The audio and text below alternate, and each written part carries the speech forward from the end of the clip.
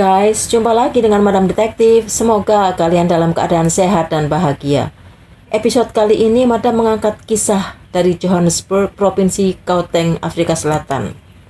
Bagaimana sulitnya polisi dan pengadilan menetapkan seorang pelaku dianggap bersalah karena tidak ada saksi. Karabo Mokoena lahir pada tanggal 27 Maret 1995 di Afrika Selatan dari seorang keluarga yang memiliki latar belakang terpandang. Tahun 2014 dia lulus SMA, kemudian melanjutkan kuliah di jurusan bisnis. Karabo seorang gadis cantik, senang bergaul dan menyukai berbagai aktivitas. Juga aktif dalam gerakan perlindungan wanita yang mengalami KDRT, baik oleh suami maupun pasangannya. Impiannya adalah membantu para korban dan mencegah agar tidak ada KDRT terhadap wanita. Untuk itu, dia membuat organisasi non-profit atau NGO sebagai wadah untuk mewujudkan cita-citanya. Karabo sering memposting aktivitasnya itu di berbagai media massa. Dengan antusias dia memberi pengetahuan kepada para wanita bagaimana cara menghindari KDRT dan menghadapinya jika harus terjadi kepada mereka. Pada bulan Oktober 2016, saat tengah mengurus organisasinya itu, dia bertemu Sindile Mansoe, seorang pemuda yang menaklukkan hatinya. Sindile seorang religius, pebisnis yang sukses di bidang trader forex atau perdagangan mata uang asing. Sebagai pebisnis yang sukses, dia memiliki mobil mewah, juga tinggal di apartemen dengan harga sewa mahal. Pokoknya dia gambaran pria idaman. 2 bulan setelah perkenalan mereka adalah masa-masa bulan madu. Karabo tinggal bersama Sindile di apartemennya. Namun di bulan ketiga, sikap asli Sindile mulai nampak. Dia mulai melakukan KDRT kepada Karabo. Semakin hari kelakuan Sindile semakin parah. Pada bulan kelima, untuk kesekian kalinya, Sindile melakukan KDRT yang mengakibatkan Karabo harus dilarikan ke rumah sakit karena luka-lukanya yang cukup berat. Karabo mengalami luka serius di seluruh wajahnya, termasuk mata kirinya memerah, juga di beberapa bagian tubuh lainnya. Untuk pertama kali, Karabo menceritakan apa yang dialaminya selama menjadi kekasih Sindile kepada keluarganya. Ibunya langsung bereaksi minta Karabo meninggalkan Sindile dan kembali ke rumah. Maka Karabo pun menuruti saran ibunya. Setelah dirawat di rumah sakit, dia kembali ke orang tuanya. Kemudian Karabo melapor kejadian tersebut ke polisi.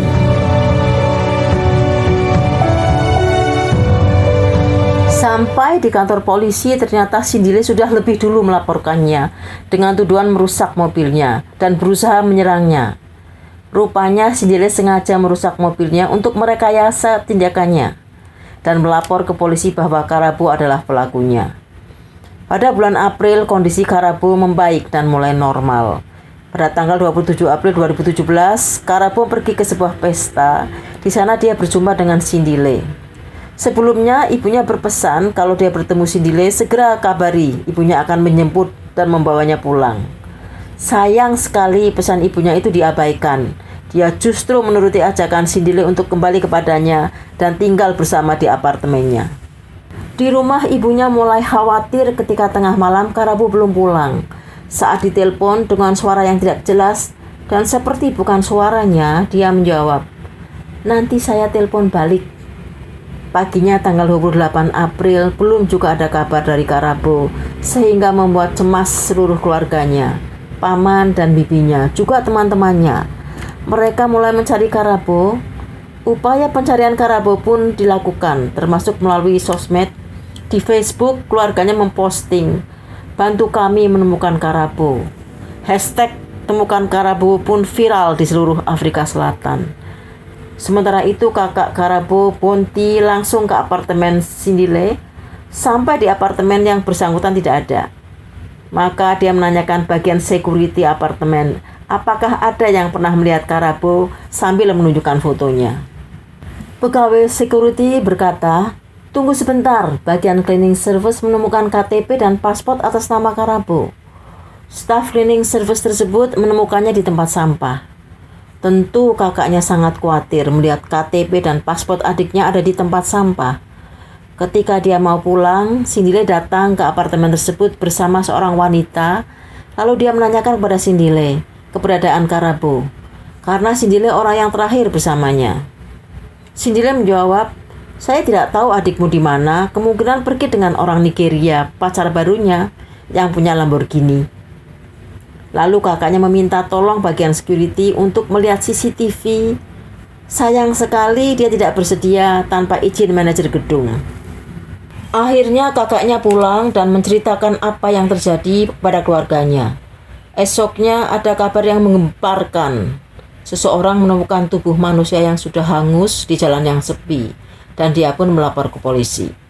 Sementara keluarga Karabo juga melapor ke polisi. Karena kasus Karabo sudah sangat viral di medsos, polisi langsung bertindak, meluncur ke apartemen Sindile. Sampai di sana ternyata Sindile tidak ada. Polisi tetap menunggu kedatangannya. Sambil menunggu, mereka meminta pihak apartemen untuk menunjukkan CCTV. Dari CCTV itulah polisi berkesimpulan bahwa Sindile adalah pelaku yang menghabisi Karabo. Malamnya, Sindile kembali ke apartemen tanpa menyadari beberapa polisi sudah menunggunya. Di ruang tengah terlihat karpet yang masih tersisa noda berwarna merah.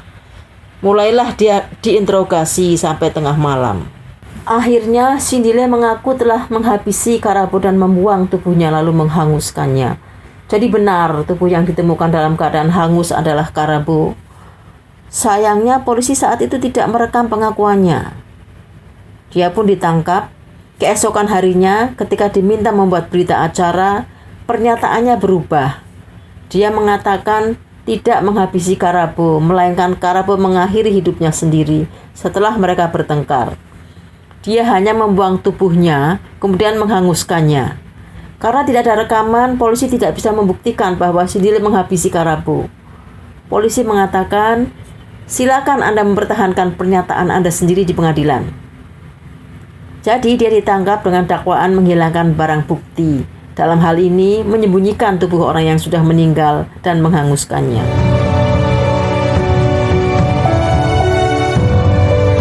Keesokan harinya, Karabo dimakamkan. Proses pemakaman yang menyita seluruh masyarakat Afrika Selatan.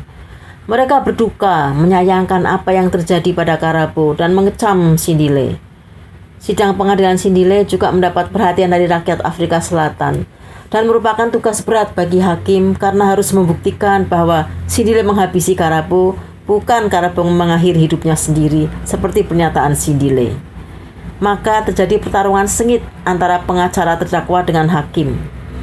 Pengacara terdakwa mengatakan tidak ada bukti ataupun saksi bahwa Sindile yang menghabisi Karabo. Jadi jika terdakwa dituduh sebagai pelaku yang menghabisi korban, itu perbuatan melawan hukum. Silakan buktikan bahwa terdakwalah pelakunya. Untuk menjawab tantangan tersebut, hakim mulai memperlihatkan cuplikan CCTV yang merekam kejadiannya.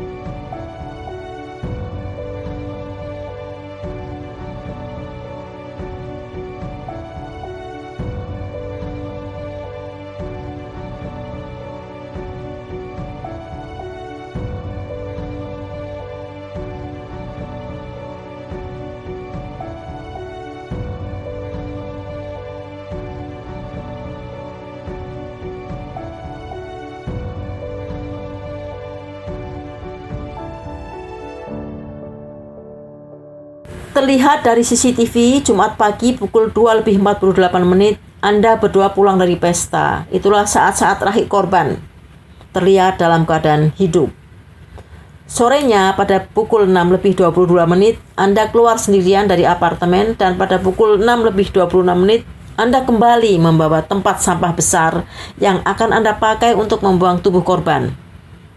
Malamnya mulai pukul 10:06, Anda keluar apartemen dengan membawa tempat sampah tersebut dan Anda lakukan bolak-balik sebanyak 2 kali. Artinya Anda harus membagi tubuh korban menjadi 2 agar bisa dimasukkan dengan mudah.